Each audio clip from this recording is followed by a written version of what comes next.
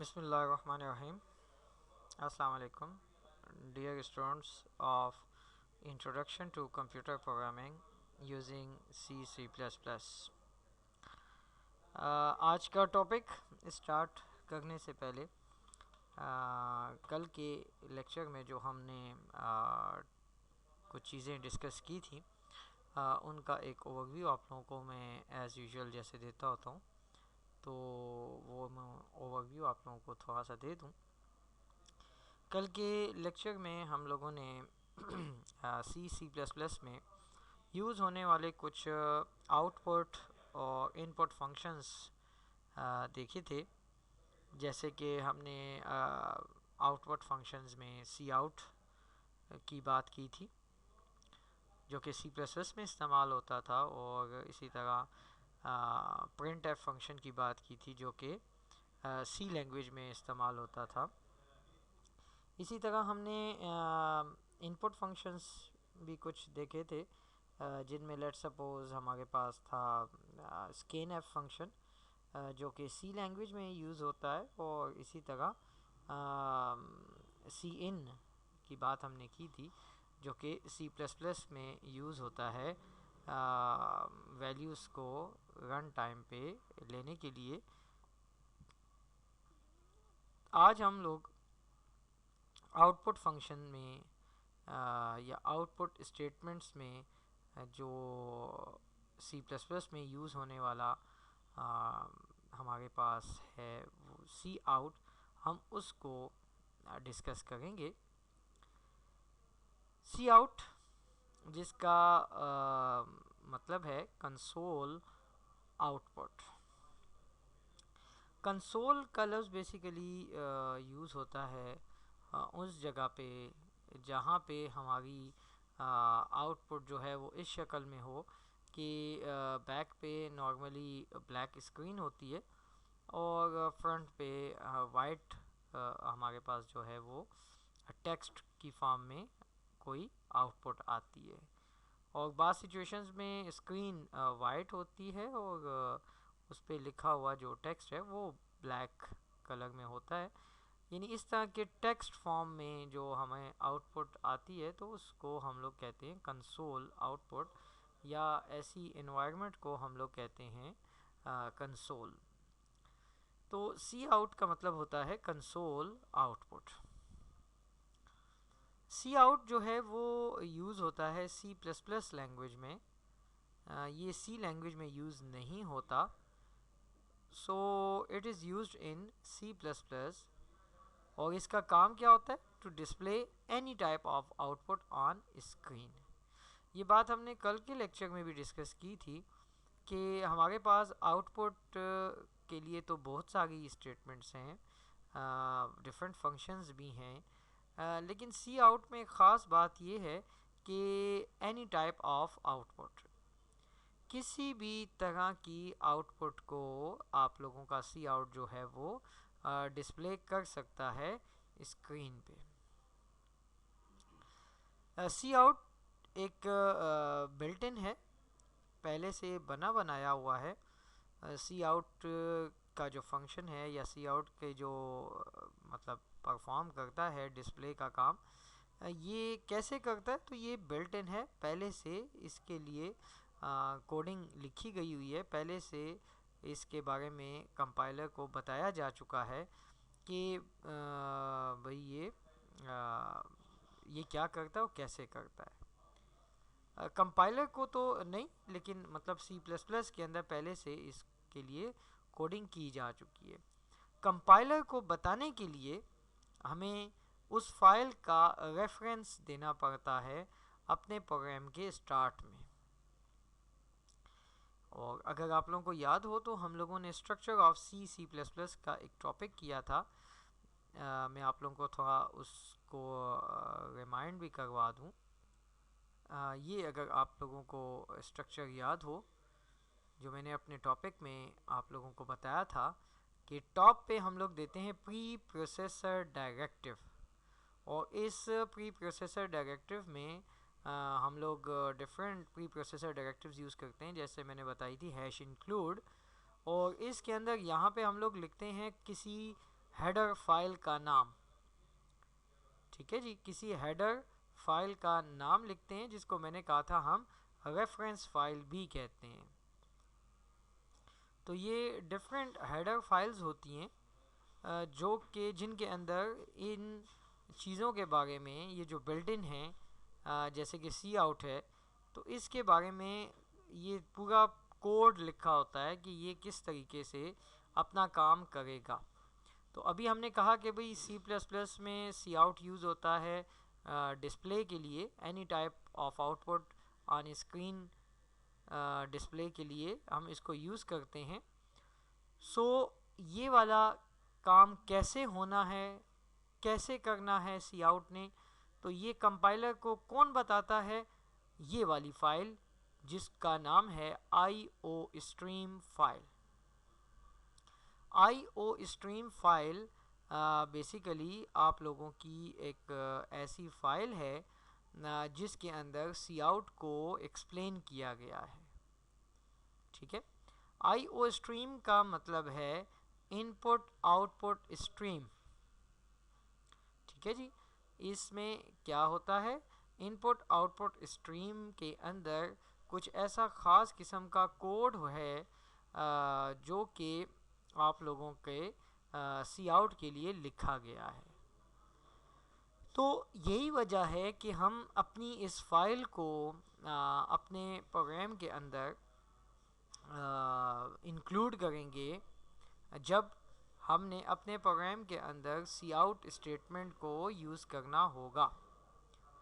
तो जब भी हम सी आउट स्टेटमेंट यूज़ करने लगेंगे अपने प्रोग्राम के अंदर, तो उस प्रोग्राम के लिए लाजमी है कि आप लोगों ने अपने प्रोग्राम के टॉप पे जो है वो इस हेडर फाइल को मेंशन किया हो। अब इस हेडर फाइल को हम अपने प्रोग्राम के टॉप पे कैसे देंगे, तो इसका एग्जांपल मैंने आप लोगों को इसकी दी हुई है कि हम यहाँ पे लिखेंगे हैश इंक्लूड iostream.h, ठीक है जी। तो हम यहाँ पे इस फाइल को इस तरह से ऐड करेंगे। इसके अलावा बाज़ जगहों पे इसके लिए ये भी लिखा जाता है कि हम अपनी इस फाइल को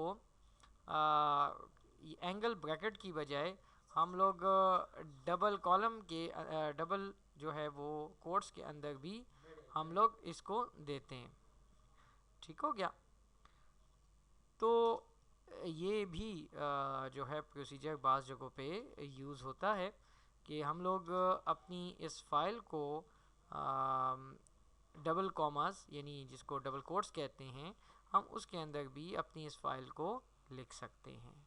लेकिन नॉर्मली ज़्यादातर बुक्स में और ज़्यादातर जो प्रोग्रामर हैं वो इस पहले वाले मेथड को यूज़ करते हैं जिसमें हम अपनी हेडर फाइल या जिसको रेफरेंस फाइल कहा जाता है इसको हम लोग एंगल ब्रैकेट्स में लिखते हैं, ठीक है जी।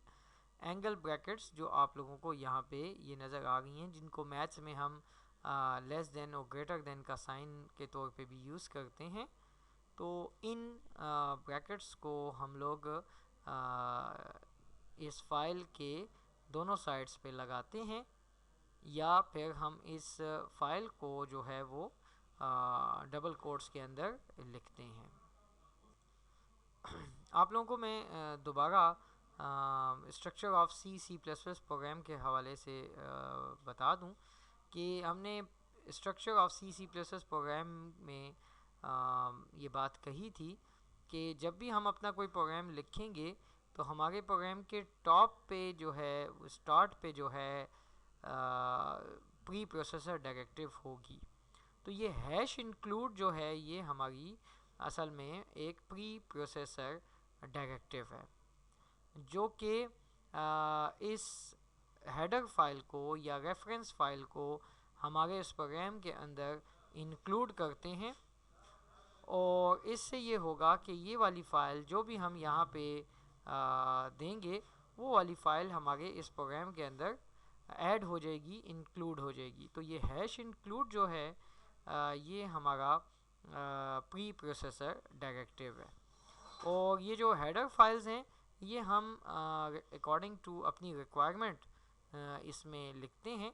जैसे लेट सपोज़ हम आज बात कर iostream डॉट एच की फ़ाइल की, कि ये फ़ाइल जो है ये यूज़ होती है सी आउट स्टेटमेंट के लिए।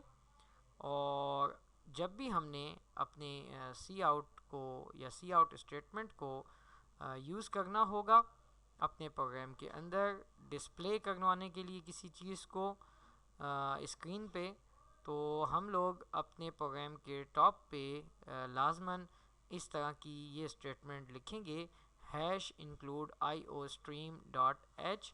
और ये जो बेसिकली हैश का सिंबल है ये बताता है कि आप लोगों की जो ये चीज़ आगे लिखी हुई है ये आप लोगों का प्री प्रोसेसर डायरेक्टिव है।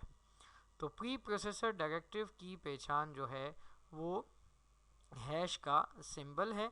जब भी हम हैश का सिंबल लगाते हैं किसी स्टेटमेंट से पहले, किसी चीज़ से पहले, तो कंपाइलर समझ जाता है कि ये जो आप लोगों की जो स्टेटमेंट है ये असल में कोई प्री प्रोसेसर डायरेक्टिव है और ये कोई कॉमन स्टेटमेंट नहीं है, ये प्री प्रोसेसर डायरेक्टिव के तौर पे उसको कंसिडर करता है।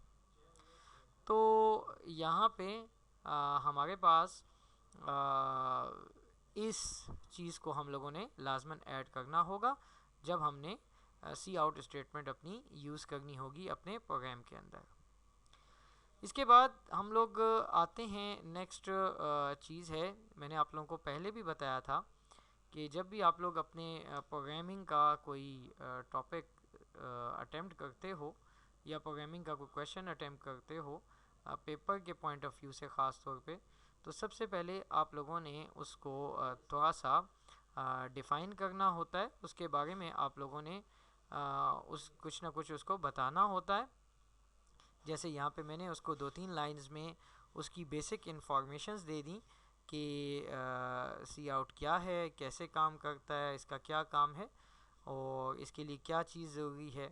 तो ये चीज़ आप लोग स्टार्ट पे दे दोगे और उसके बाद आप लोगों का नेक्स्ट चीज़ जो होती है वो मैंने आप लोगों को बताया था कि डेफिनेशन के बाद हम लोग नेक्स्ट चीज़ जो है वो उसका सिंटेक्स बताते हैं। ठीक है जी। तो पहली चीज़ जो है उसको डिफ़ाइन करना होता है और फिर उसके बाद नेक्स्ट चीज़ जो है उसका सिंटेक्स बताना होता है। तो यहाँ पे हमने उसको पहले डिफ़ाइन कर दिया, उसके बारे में कुछ बेसिक रिक्वायरमेंट जो उसकी चीज़ें थी वो देख ली। फिर उसके बाद नेक्स्ट चीज़ जो है डैट इज़ दी सिंटेक्स। तो सिंटेक्स जो है सी आउट का सिंटेक्स आप लोगों को मैंने पहले भी बताया था कि syntax is basically the grammar of the language. ये इसको सिंटेक्स भी कहते हैं, इसको फॉर्मेट भी कहा जाता है, इसको जनरल फॉर्म भी कहते हैं। तो इसको मैंने डिफरेंट जगहों पे आप लोगों को बताया था कि डिफरेंट जगहों पे इसके लिए डिफरेंट वर्ड्स आप लोग देखोगे यूज़ होते हुए। नॉर्मली ज़्यादातर जो लफ्ज़ इस्तेमाल होता है वो सिंटेक्स का लफ्ज़ इस्तेमाल होता है और इसका मतलब ये है कि लिखने का तरीका, यानी इसका प्रोसीजर क्या है, यानी हम इस चीज़ को लिखेंगे कैसे, इस चीज़ को यूज़ कैसे करेंगे। तो हमारे सी आउट का जो सिंटेक्स है या उसका जो लिखने का तरीका है वो कुछ इस तरह से होगा जो आप लोगों को स्क्रीन पे नज़र आ रहा है। इसको मैं थोड़ा सा बोल्ड कर देता हूँ ताकि आप लोगों को मज़ीद क्लियर नज़र आए। यहाँ पे आप लोगों को कुछ चीज़ें नज़र आ रही होंगी। सबसे पहले तो मैंने यहाँ पे लिखा हुआ है सी आउट। उसके बाद आप लोगों को यहाँ पे एक सिंबल, दो सिंबल्स नज़र आ रही होंगी। उसके बाद नेक्स्ट चीज़ लिखी हुई है मैसेज। उसके बाद नेक्स्ट चीज़ जो है उसका नाम है एस्केप सीक्वेंस। और इसके बाद नेक्स्ट चीज़ जो है वो लिखी हुई है वेरिएबल। वेरिएबल के बाद नेक्स्ट चीज़ जो आप लोगों को नज़र आ रही है स्क्रीन पे डैट इज़ द कांस्टेंट। और उसके बाद अगली चीज़ जो है वो है एक्सप्रेशन। और लास्ट में आप लोगों को नज़र आ रहा होगा सेमीकोलन। तो हमारे सिंटेक्स में बेसिकली ये 8 चीज़ें आप लोगों को नज़र आ रही हैं, यानी हमारे सिंटेक्स में टोटल 8 ऐसी चीज़ें हैं जिनका हमें पता होना चाहिए कि ये क्या हैं और ये कैसे काम करेंगी और इनको हम लोगों ने कैसे यूज़ करना है। ठीक है जी। तो इस सिंटेक्स को हम लोग एक्सप्लेन करेंगे इंशाल्लाह अपने नेक्स्ट क्लास में। उसके टॉपिक में हम लोग इस सेंटेक्स में जो हमने 8 चीज़ें देखी हैं, सी आउट से symbol, message, escape sequence, variable, constant और एक्सप्रेशन, और आखिर में सेमी कॉलन। तो इन 8 चीज़ों को हम लोग अपनी नेक्स्ट क्लास जो होगी उसमें हम लोग इनको डिटेल के साथ वन बाय वन देखेंगे कि ये क्या हैं, इनका यूजेज क्या है, ये कैसे यूज़ होंगी और इनको हम लोग क्यों यूज़ करते हैं और कहाँ पे करते हैं और कौन सी चीज़ इसमें ऑप्शनल है, यानी जिसकी ज़रूरत है या नहीं, और कब किस जगह पे हम इनको यूज़ करेंगे। तो आज का टॉपिक हम लोग यहीं पे अपना ख़त्म करते हैं। इंशाल्लाह नेक्स्ट क्लास में हम फिर आगे मज़ीद चीज़ें देखेंगे। थैंक यू जी। अल्लाह हाफ़िज़।